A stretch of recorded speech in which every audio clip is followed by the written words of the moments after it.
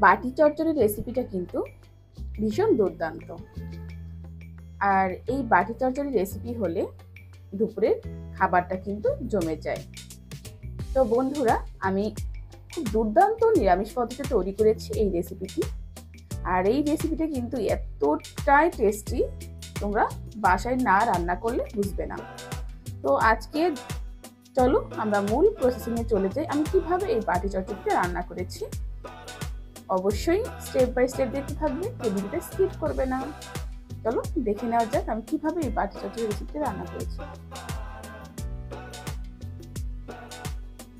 নমস্কার বন্ধুরা, আজকে আমি তোমাদের মাঝে শেয়ার করতে চলেছি এটি কাঁচা মুগ ডালের বাটি চচ্চড়ি রেসিপি।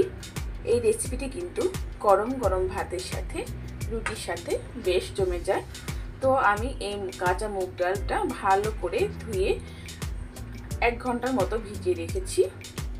দেখতে পাচ্ছ জলটা কিন্তু অনেক জলই ছিল, সব চুষে নিয়েছে।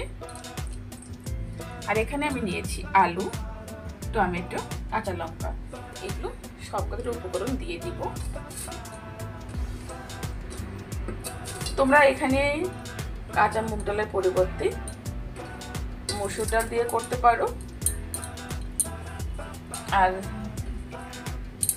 আমি যেহেতু ভেজিটেরিয়ান, সেহেতু আমি মুগ ডাল দিয়ে করছি।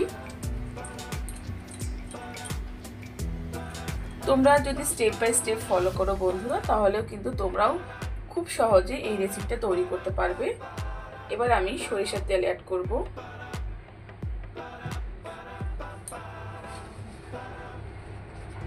দিব লবণ, দিব হলুদ, দিয়ে ভালো করে মেখে নেব।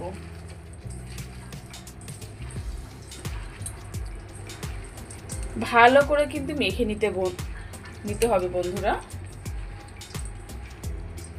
তোমরা অনেক রকমের বাটি চচ্চড়ি রেসিপি খেয়েছো, আমিও নিজেও একটা রেসিপি শেয়ার করেছি বাটি চচ্চড়ির, কিন্তু এই রেসিপিটা সম্পূর্ণই আলাদা বন্ধুরা। আমার মাখানো হয়ে গেছে, এবার আমি 10 মিনিটের জন্য রেস্টে রেখে দেব। ফিরে আসছি 10 মিনিট পর, তারপরে পরের স্টেপটা দেখিয়ে দিচ্ছি। বন্ধুরা, ফ্রাই প্যান ভালো করে গরম করে নিয়েছি, এতে আমি দিব সরিষার তেল। এই বাটি চচ্চড়ি রান্না করতে কিন্তু সরিষার তেল দিতে হবে। দিব তেজপাতা আর শুকনো লঙ্কা।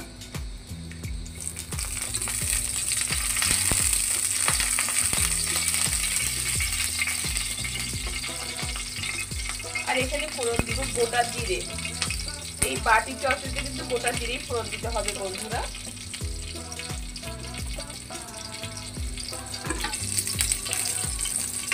ব্রাউন কালার হওয়া পর্যন্ত অপেক্ষা করতে হবে।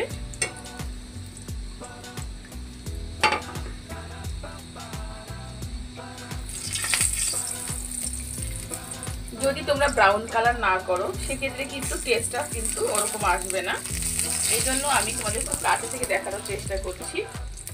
দেখো, আর জিরেটা কিন্তু খুব বেশি পুড়েও যাবে না। এই রেসিপিটা হেল্পফুল হবে যারা একদম নতুন রান্না শিখছে, তাদের জন্য বেশি হেল্পফুল হবে।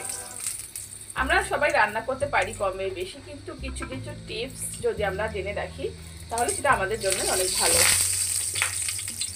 দেখো ব্রাউন কালার কিন্তু হয়ে গেছে।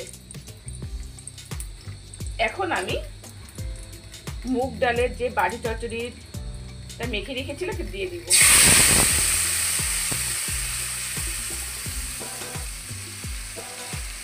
এবং ভালো করে মিশিয়ে নেব।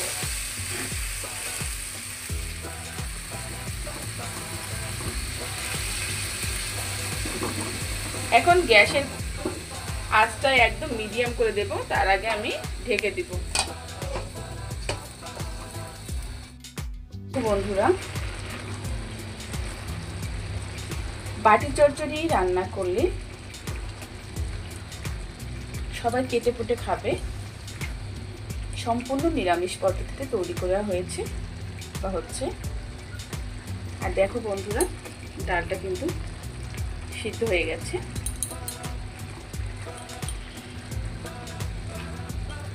আমি আর 1 মিনিটের মতো কুক করব। গরম গরম রুটির সাথে, গরম গরম ভাতের সাথে কিন্তু দুর্দান্ত লাগবে। তোমরা অবশ্যই এই রেসিপিটা ট্রাই করো, তাহলে বুঝতে পারবে কতটা মজা এই রেসিপি।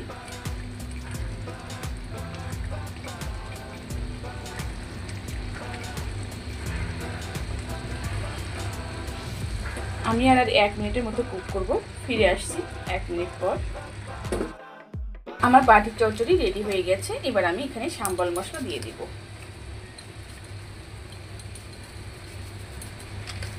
আর আমি এখানে দেখেছো অন্য কোনো মশলা ইউজ করিনি। তোমরা এইভাবে বাসায় ট্রাই করে দেখতে পারো, খেতে কিন্তু ভীষণ দুর্দান্ত হয়। তো সবাই ভালো থাকো, সুস্থ থাকো। আর তোমাদের মাঝে আবার আমি নতুন আরেকটি রেসিপি নিয়ে হাজির হব। সে পর্যন্ত সবাইকে অনেক অনেক ভালোবাসা এবং শুভকামনা। টাটা।